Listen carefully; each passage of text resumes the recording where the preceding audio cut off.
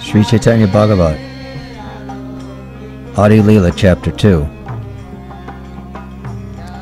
All glories to the beatific Chaitanya Mahaprabhu, who is Sri Jagannath Mishra's son and the Supreme Lord of all.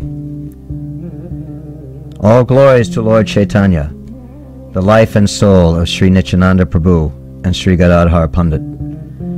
All glories to the shelter of Sri Advaita Acharya and the other devotees. All glories to Lord Sri Gauranga and his associates. One receives loving devotion to the Supreme simply by hearing transcendental topics about Lord Chaitanya. Again, I offer my obeisances at the Lord's lotus feet and at the lotus feet of all his associates, so that the pastimes of the Lord may appear on my tongue. All glories to Lord Chaitanya, the ocean of compassion. And all glories to Lord Nityananda, the embodiment of loving devotional service.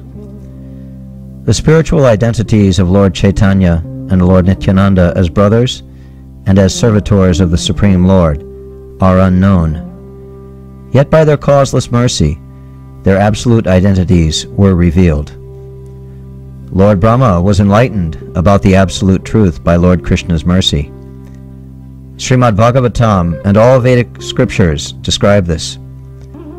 May the Lord, who in the beginning of creation amplified the potent knowledge of Brahma from within his heart and inspired him with full knowledge of creation and of his own self, and who appeared to be generated from the mouth of Brahma, be pleased with me. In the beginning, Lord Brahma did not have the power to see anything, although he had been born on a lotus from the Lord's navel. But when he completely surrendered himself to the Supreme Lord, the Lord, by his causeless mercy, appeared before him. That same mercy enlightened Lord Brahma with absolute knowledge of the Supreme Lord, the origin of all incarnations. Thereafter, spontaneous, pure glorification of him sprang from Brahma's mouth. Without Lord Krishna's causeless mercy, it is impossible to know the truth about his incarnation. His supramundane pastimes are inconceivable and inaccessible. Lord Brahma described them in the Bhagavat Purana. O Lord of the universe, O Supreme Person, O Supreme Soul, O Lord of the mystics, how marvelous you are! Who within the three worlds can know when, where, why, and how you expand your internal spiritual potency, Yogamaya, and perform your transcendental pastimes? Who can fathom the ontological reason for your advent in this world? Therefore, I can only submit the conclusions of Bhagavad-gita and Bhagavat Purana as reasons for your appearance. Whenever and wherever there is a decline in religious practice, O descendant of Bharata, and a predominant rise of irreligion, at that time I descend myself, in order to deliver the pious and annihilate the miscreants, as well as to re-establish the principles of religion. I advent myself, millennium after millennium. Whenever religious practice becomes weak, irreligion gradually increases. Therefore, Lord Brahma and others humbly requested the Lord to appear and protect the pious and destroy the demons. in order to re-establish the religious process of the age, the Supreme Lord descended on the earth with his eternal associates. The religion for Kali Yuga is congregational chanting of the Lord's holy name, and in order to propagate this religious process, Lord Chaitanya appeared as the son of Mother Sachi. It is confirmed in the Srimad Bhagavatam that the Supreme Absolute Truth, Sri Chaitanya Mahaprabhu, incarnated solely to propagate the congregational chanting of Krishna's holy name. O King Nimi, devotees always offer prayers to the Supreme Lord Hari, but now I will explain how the devotees in the Kali Yuga offer the choicest prayers accompanied by various rituals and regulations for the satisfaction of the Supreme Lord. In this age of Kali, people who are endowed with sufficient intelligence will worship the Lord, who is accompanied by his associates by performance of Sankirtan Yajna. The Supreme Personality of Godhead, Lord Chaitanya, propagated the essence of all religion for the age of Kali, congregational chanting of Lord Hari's holy name. Accompanied by his associates, he appeared in Kali Yuga simply to establish the religious practice of congregational chanting. According to his desire, his eternal associates appeared before him, taking birth as humans. Anantashesh, Shiva, Brahma, the sages and other associates of the Lord all took birth as highly elevated, pure Vaishnava devotees, bhagavats. Lord Chaitanya, Krishna, knew everyone's position and identity. Most of them took birth in Navadvip, yet some were born in Chattogram, Radhadesh, or Srihat, and still others in Orissa. All these associates appeared in different places, but everyone met in Navadvip. Srivas Pandit, Sri Ram Pandit, and Sri Chandrasekhar are personalities worshipped in all three worlds. Sri Murari Gupta can cure the disease of material entanglement. Vaishnavas of this caliber appeared in Srihat. Pundarik Vidyanidhi, the foremost Vaishnava devotee, Chaitanya Vallabha, who was very dear to Lord Chaitanya, and Vasudev Datta all appeared in Chattogram. Haridas Thakur appeared in Bhudhan. The village Ekachakra is in the Radhadesh district of Bengal. The Supreme Lord Nityananda made his appearance there. Lord Nityananda is factually the Supreme Father of all living entities, but to show mercy on Hadai Pandit, a Brahmin and pure devotee, he took birth as his son. Lord Nityananda is an ocean of mercy, the shelter of all Vaishnava devotees, and the giver of devotion. He appeared in the district of Radhadesh. Expressing their happiness at the appearance of Lord Nityananda, the demigods made joyous sounds and showered flowers. All this was performed, unseen by ordinary mundane eyes. From the time of Nityananda's appearance, Radhadesh district grew more and more prosperous each day. Sri Paramananda Puri, who was Lord Chaitanya's close associate in Nilachala, appeared in Trihut in Mithila, Bihar. When the land on the banks of Mother Ganga are places of pilgrimage, why did the Vaishnava devotees appear in impious lands? Chaitanya himself descended on the banks of Mother Ganga, so why did his eternal associates appear in faraway places? In their travels, the Pandavas avoided countries devoid of the sound of the holy name of the Lord and the waters of Mother Ganga. Lord Krishna Chaitanya, being compassionate on the unfortunate souls born in those lands, arranged for the pure Vaishnava devotees to appear there. His own appearance was required simply to redeem the material world. In order to accomplish this, he arranged for his pure devotees to take birth in impious lands and in impious families. Wherever and in whichever family the pure Vaishnava devotee appeared, he was able to purify everyone in the vicinity by his pure spiritual potency. The birthplace of a pure Vaishnava becomes a place of pilgrimage.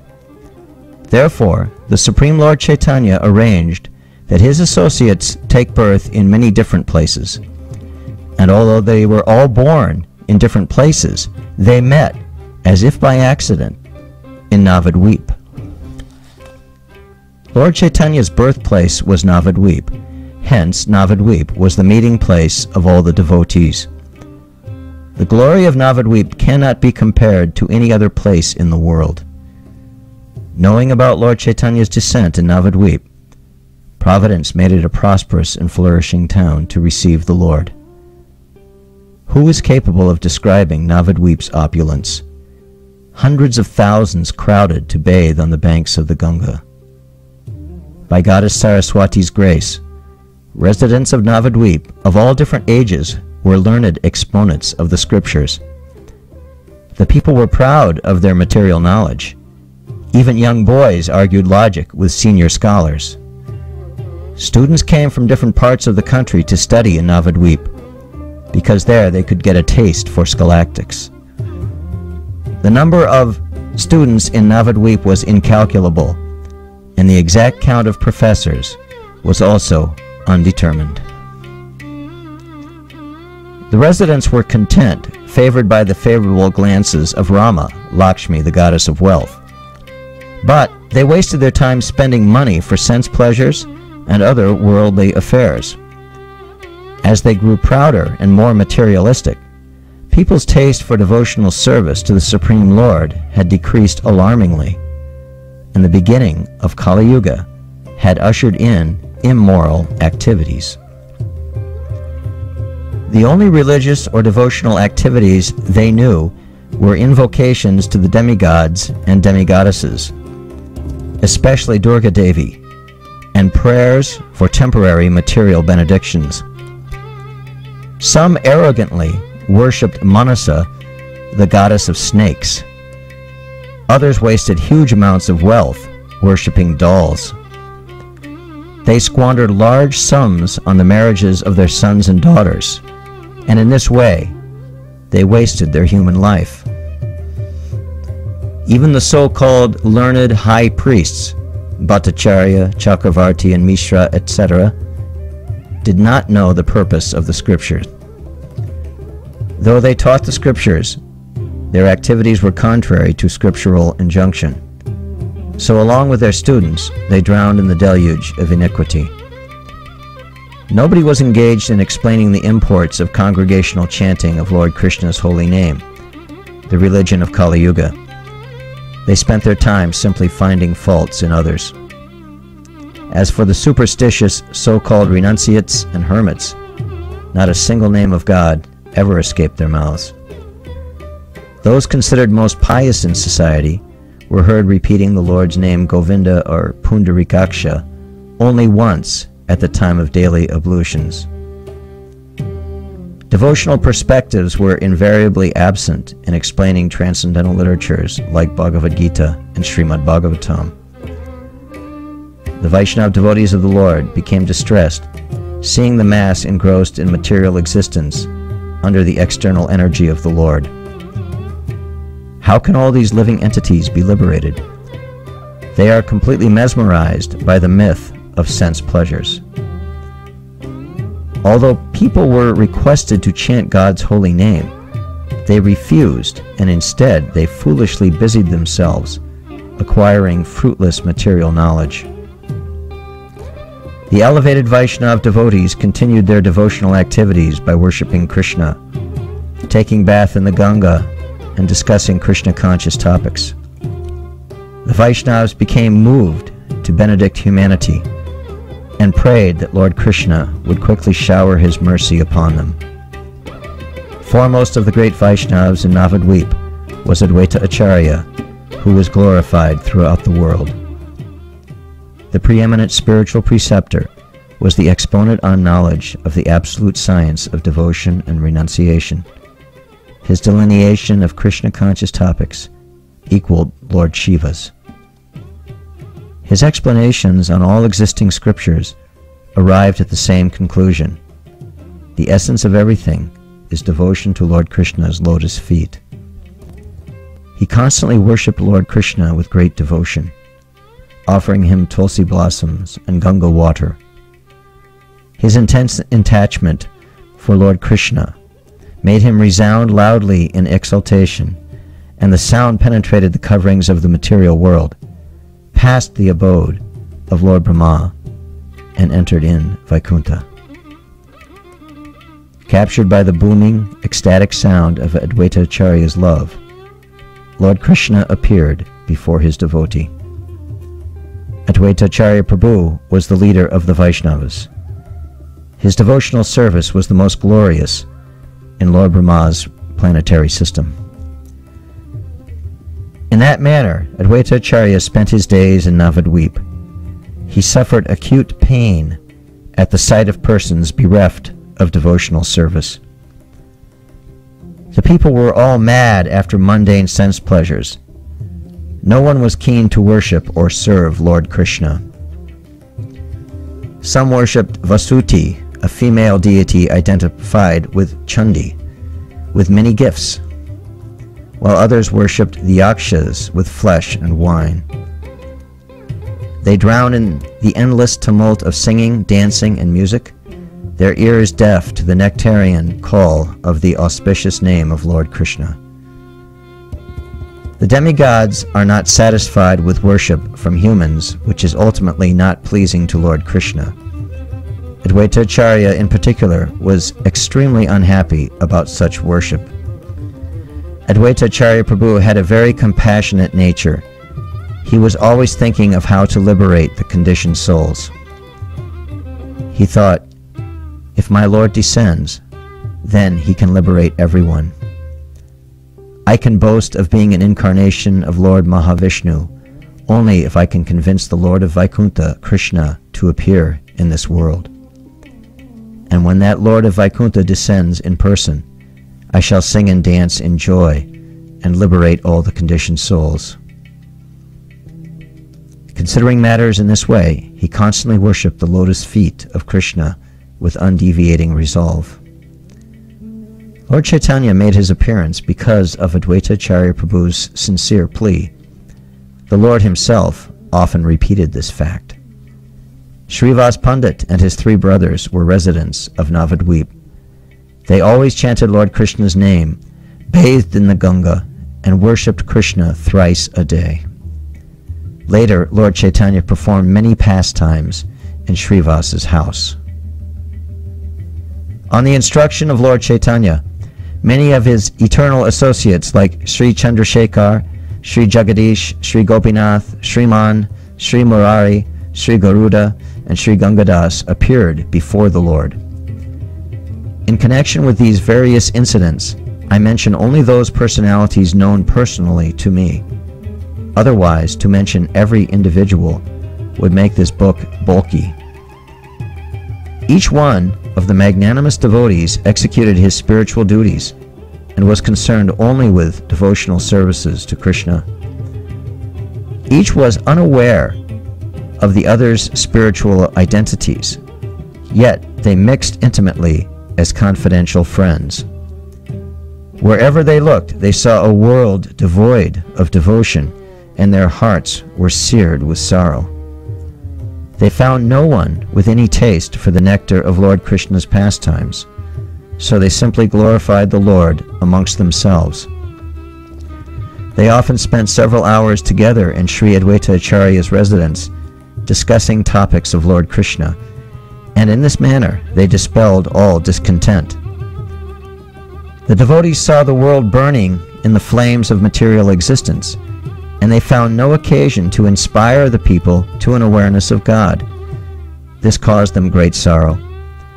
Sri Advaita Acharya joined the community of Vaishnavas in an attempt to make the people conscious of God, but not a soul understood them. Stricken with grief due to people's suffering, Sri Advaita Acharya began fasting. All the Vaishnavas sighed deeply at the situation. Why sing and dance for Krishna? What is the meaning of congregational chanting of the Lord's holy name? Who are the Vaishnavas? Gross materialistic people, running after wealth and family, do not comprehend any of these things. Indeed, such atheists only taunt and laugh at the Vaishnavas. As evening descended, Srivas Thakur and his 3 brothers would vociferously sing the Lord's name in their house. The atheistic neighbors vilified Srivas Thakur, pronouncing him mad. They declared that the entire village would be destroyed because of him. The tyrannical Muslim rulers would tear the village apart if they heard people loudly chanting God's name. Some envious neighbors said they would break down Srivas Thakur's house and float it down the river in order to get rid of him. When Srivas Thakur leaves, then only will the village be peaceful again. Otherwise, the Muslim rulers will torture us. When the saintly Vaishnavas heard such threats from the atheists, they simply wept, telling their sorrows to Lord Krishna.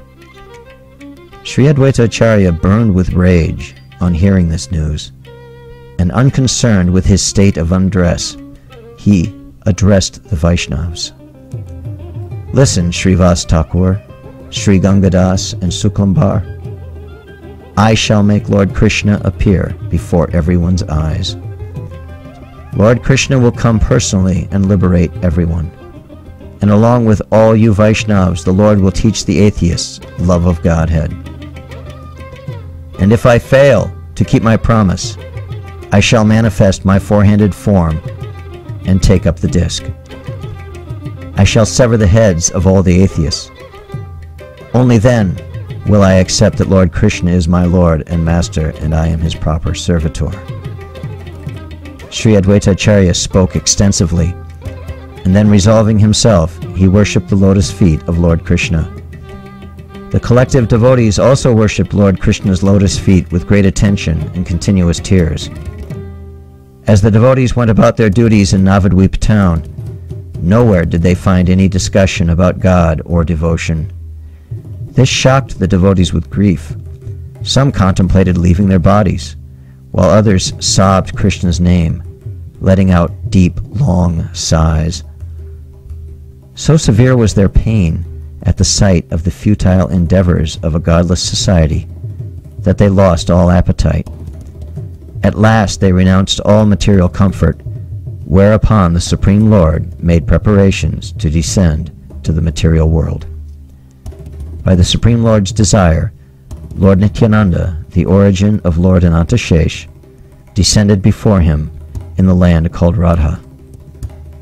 Lord Nityananda made his appearance in the world of Srimati Padmavati Devi on the auspicious 13th day of the waxing moon in a village called Ikachakra.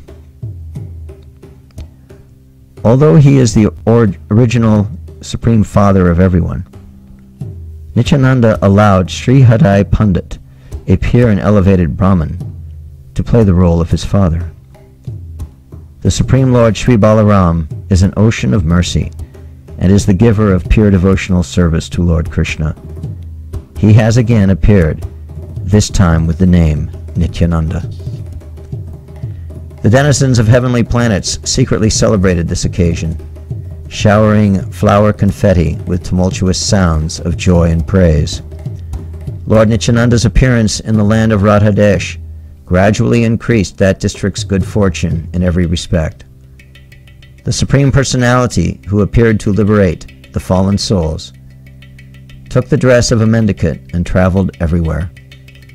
In this manner, Lord Ananta made his advent. Now hear descriptions of Lord Krishna's advent.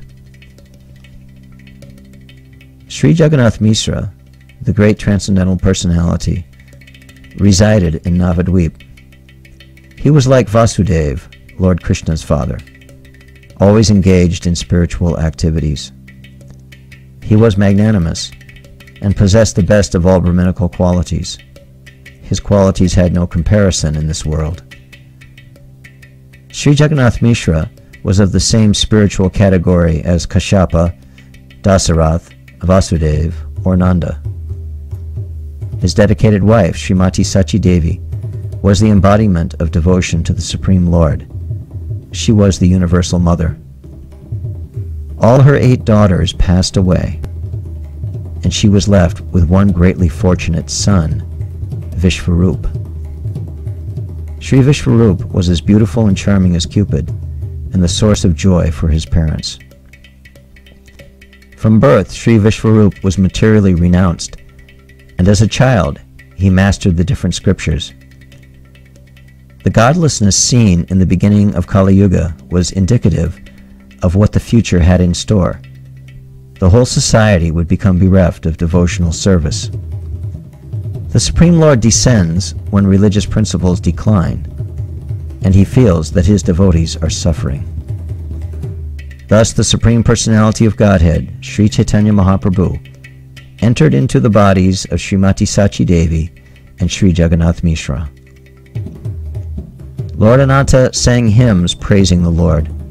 Sri Jagannath Mishra and Sachi Devi heard everything as if in a dream. Both husband and wife shone bright with spiritual radiance, yet ordinary eyes could not see. Lord Shiva, Brahma, and other demigods, understanding that the Supreme Lord was going to appear, came and offered prayers.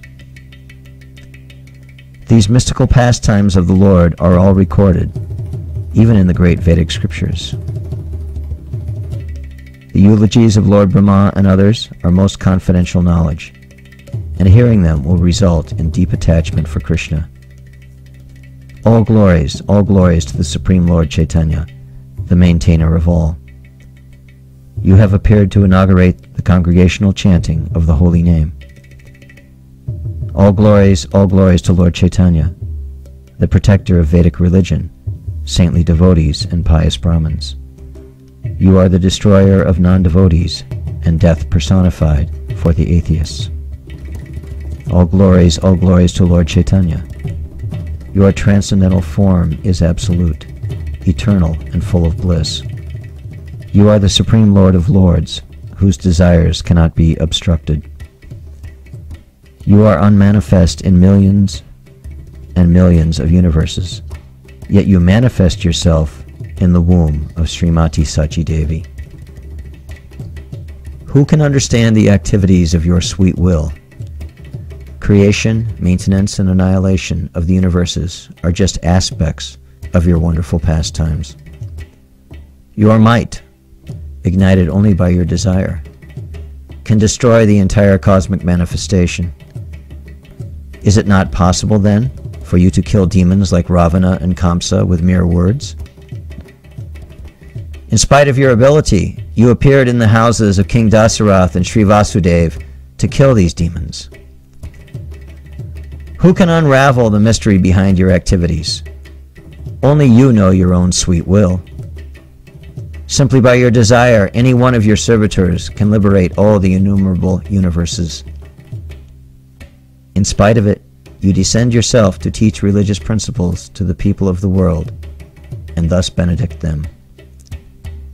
In Satya Yuga, you appeared with a whitish complexion to teach the path of austerity and meditation by performing austerity yourself.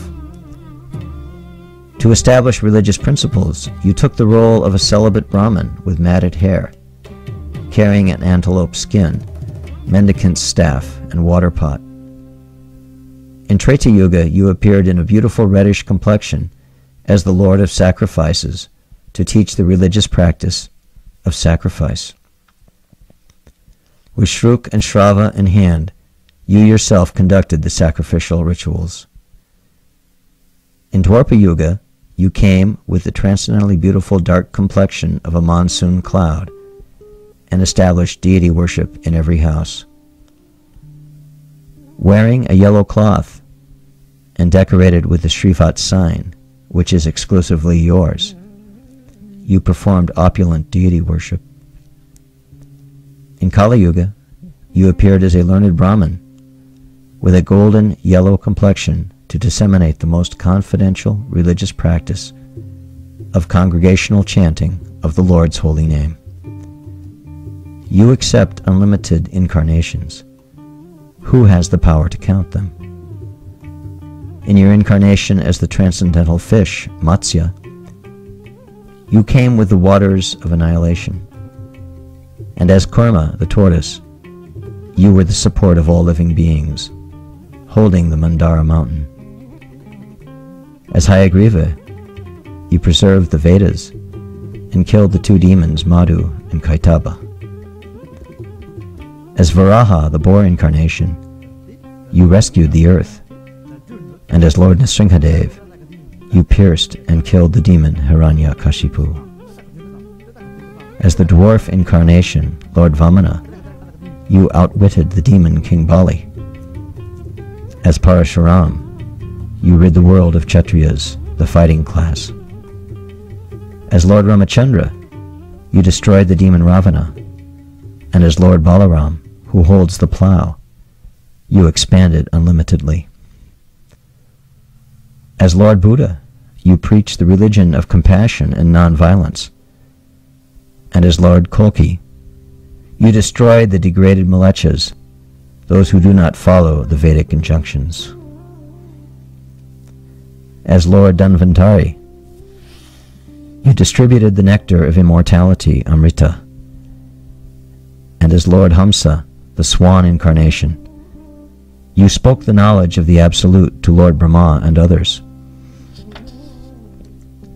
As Narada Muni, you held the Veena and sang sweetly. And as Srila Vyasadeva, you explained the truth about yourself. Lord Krishna is above all the incarnations and their beautiful eternal pastimes. He eternally resides in Gokula with many variegated pleasure pastimes. In this present incarnation, you appeared as a pure, unalloyed devotee.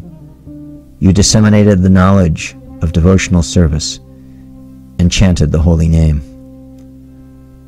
The nectar of congregational chanting of the holy name drowned the entire universe in waves of bliss, and every house knew the process of love of Godhead.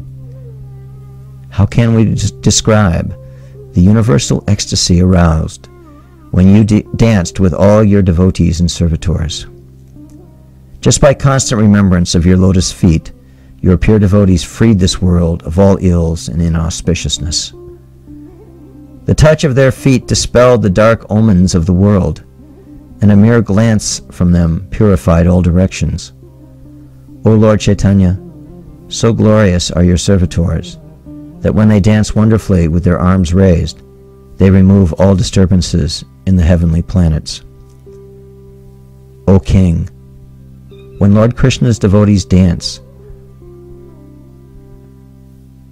accompanying the chanting of the Lord's name, the touch of their feet on the earth purifies the whole world. Their glance purifies all directions, and their upraised arms purify the higher planetary systems. O Lord Chaitanya, you are that self-same Supreme Personality, incarnated in person to perform congregational chanting and distribute love of Godhead with your devotees.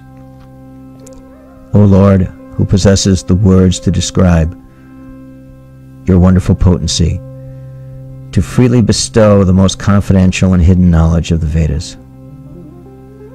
O Lord, we ardently desire and pray for that sublime love of Godhead which you keep as a great mystery, offering liberation instead to spiritual aspirants.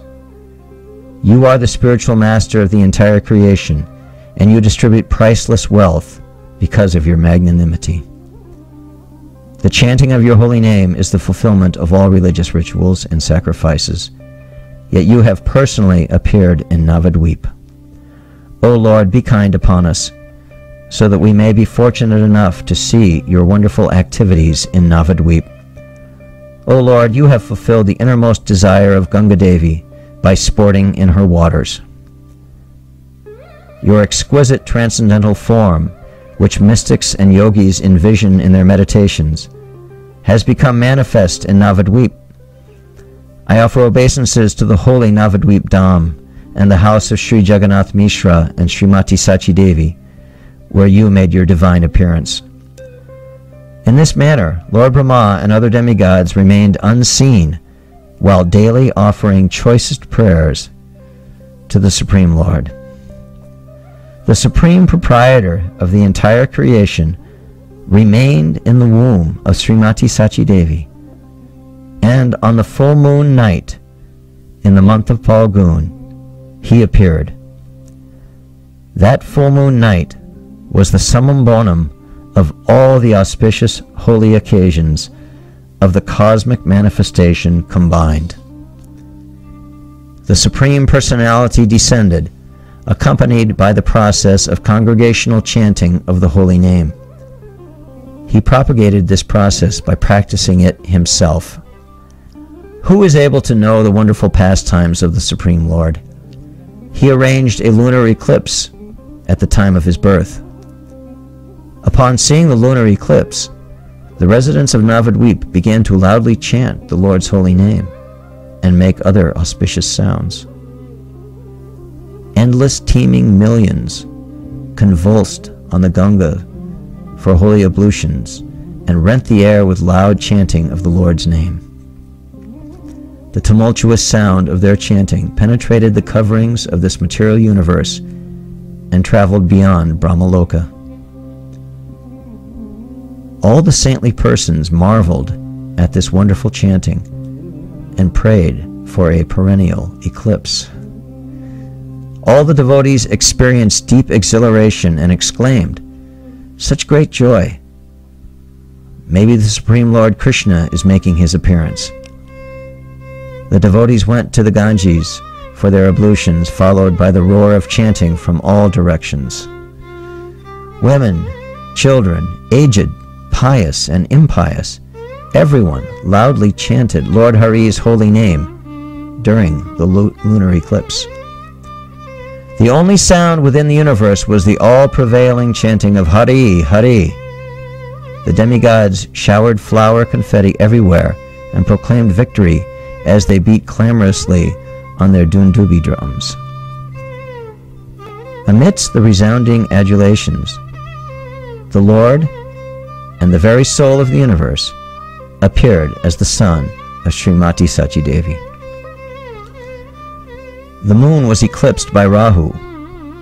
The ocean of the holy name inundated Navadvip, drowning and subduing the darkness of Kali Yuga. The Supreme Lord was manifest. All the 14 worlds resounded with the profound news. The moon-like Lord Chaitanya, Gauranga, had risen. The residents of Nadia were freed from all sorrows just upon seeing the Lord. Their happiness and prosperity increased day by day. The roll of the dundubi drums, the trumpeting of thousands of conch shells, the shrill of flutes and horns, accompanied Vrindavan Das's songs of praise to their lordships, Sri Chaitanya and Sri Nityananda Prabhu. His beautifully brilliant luster overshadowed the sun's shining rays and dazzled my eyes. His drawn-out, slightly drooping eyes defied description. The air was surcharged with joy. Lord Chaitanya had descended to the material world.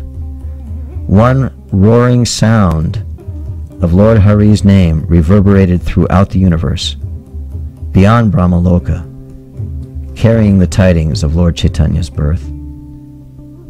His exquisite complexion was the color of sandalwood paste. His expansive breast was decorated with a gently swaying wildflower garland, and his iridescent moon-like face is pleasing, cooling, and comforting. His elongated arms reached down to his knees.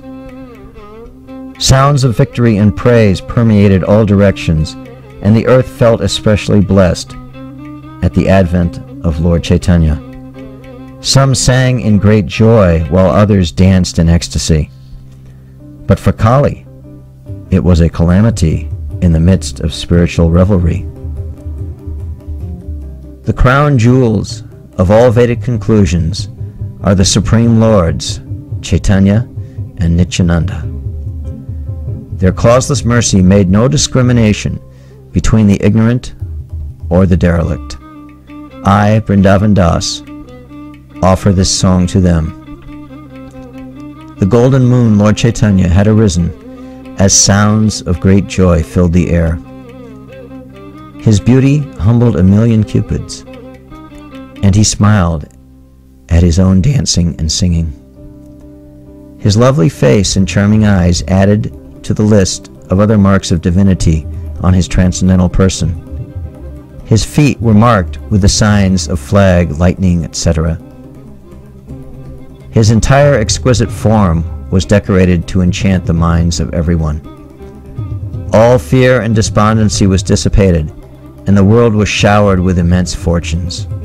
I, Vrindavan Das, offer this song to my very life and soul, Lord Chaitanya and Lord Nityananda. The demigods became overjoyed and sang in praise of Lord Chaitanya's appearance. A mere glance at the Lord's beatific, moon-like face was enough to extirpate all miseries. This was a glorious and happy occasion. Lord Anantashesh, Lord Brahma, Lord Shiva, and other demigods all took up their new forms and, using the lunar eclipse as an excuse, continuously sang Lord Hari's name. I cannot fully describe their exultation. Milling crowds poured into Nadia with shouts of Hari, Hari. Navadvip was in the grips of unbounded bliss. The Supreme Lord, the demigods, and the human beings had all come together to frolic with one another. The demigods came to Srimati Sachi Devi's house in the darkness of the eclipse, and unseen by humans, fell to the ground and offered obeisances to Lord Chaitanya. Who can describe these abstruse pastimes of the Lord? Some broke out in types of glorification, some held the umbrella, and some fanned the Lord with a chamra, while others showered flowers in ecstasy, and still others sang and danced exuberantly. Lord Chaitanya appeared with all his pure devotees, and the atheist will never understand it. I, Vrindavan Das, sing the nectarine glories of Lord Chaitanya and Lord Nityananda. The rumble of Dundubi drums, hymns, prayers, and sweet music mingled and resounded in the air. Today, without delay, we can meet that Supreme Personality who is a mystery even in the Vedas. The demigods in Indrapur were tumultuously happy. Busily decorating themselves, they felt extremely fortunate that they could receive Lord Chaitanya's blessed association in Navadvip. They embraced and kissed each other without shame in exultation that the Lord of Navadvip, Lord Chaitanya, had taken his birth. There was no distinction of friend or foe. In great curiosity, the demigods came to Navadvip amidst loud chanting of God's name. Infected by the transcendental mellow of Lord Chaitanya, they became almost unconscious in ecstasy and joined in singing the glories of Lord Chaitanya. They saw the beautiful form of Lord Chaitanya. He was more exquisite than 1,000 rising full moons. He accepted the human form and made everyone loudly chant the Lord's holy name, using the eclipse as a good excuse. The Lord descended with all his energies and expansions. This is incomprehensible to the atheist. Let me, Vrindavan Das, sing in adulation about my life and soul, Lord Sri Chaitanya and Sri Nityananda Prabhu.